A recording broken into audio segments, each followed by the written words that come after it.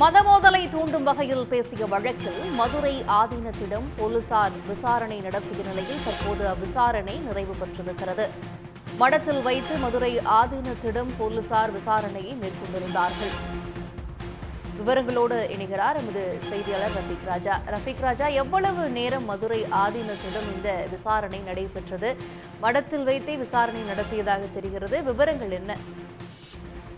நிச்சயமாக மதுரை ஆதீனம் கடந்த மே மாதம் சென்னையில் தனியார் நிகழ்ச்சியில் கலந்து கொள்வதற்காக தனது வாகனத்தில் பயணம் செய்திருந்தார். அப்போது சென்னை அருகே இவரது வாகனத்தோடு மற்றொரு வாகனம் லேசாக உரசியது. ஆனால் நிகழ்ச்சியில் கலந்து கொண்டிருந்த மதுரை ஆதீனம் தன்னை கொல்வதற்கு சதி நடப்பதாகவும் இதற்கு பயங்கரவாத அமைப்புகள் துணை நிற்பதாகவும் ஒரு சர்ச்சைக்குரிய வகையில் பேசியிருந்தார். இந்த வழக்கு இது குறித்துதான் புகார் கொடுக்கப்பட்டது. புகாரின் அடிப்படையில் சென்னை சைபர் கிரைம் போலீசார் இவர் மீது 4 பிரிவுகளின் கீழ் வழக்கு பதிவு செய்திருந்தனர். இந்த வழக்கில் இருந்து தன்னை பாதுகாத்துக் கொள்வதற்காக தனக்கு முன்ஜாமீன் கோரி சென்னை மாவட்ட நீதிமன்றத்தில் வழக்கு தாக்கல் செய்திருந்தார்.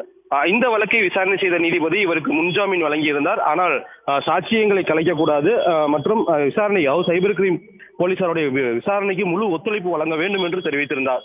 அதன் அடிப்படையில் தான் இன்று காலை 11 மணிக்கு சென்னையிலிருந்து காவல் ஆய்வாளர் பத்மாவத் தலைமையில் ஆய்வாளர்கள் குழு ஒன்று மதுரை ஆதீன மடத்திற்கு வந்திருந்தது. முதலில் மதுரை ஆதீனத்திடம் விசாரணை மேற்கொள்வதற்கு முன்பதாக பாஜகவினர் எதிர்ப்பு தெரிவித்திருந்தனர்.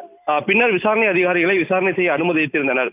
விசாரணை அதிகாரி நேரடியாக மதுரை ஆதீன மடத்திற்குள் உள்ளே சென்று மதுரை ஆதீனம் படுத்திருந்த அந்த அறைக்குள் சென்றே நேரடியாக விசாரணை கிட்டத்தட்ட 1 மணி நேரம் பல்வேறு கேள்விகளுக்கு தற்போது விசாரணை செய்து அதற்கான பதிலளிக்கை பெற்றுள்ளார். குறிப்பாக விசாரணையின் போது தனக்கு உடல்நிலை சரியில்லை என்றும் இதற்கு உதவிக்காக ஒரு ஆள் வைத்துக் கொள்ள வேண்டும் என்ற கோரிக்கை வைத்ததாக கூறப்படுகிறது. ஆனால் அதனை போலீசார் ஏற்க மறுத்து அவருடன் விசாரணை தற்போது முடித்து அதன் அறிக்கைகளை எடுத்துக்கொண்டு தற்போது மதுரை ஆதீன மடத்திலிருந்து கிளம்பியுள்ளனர். விவரங்களுக்கு நன்றி ரஃபீக் ராஜா.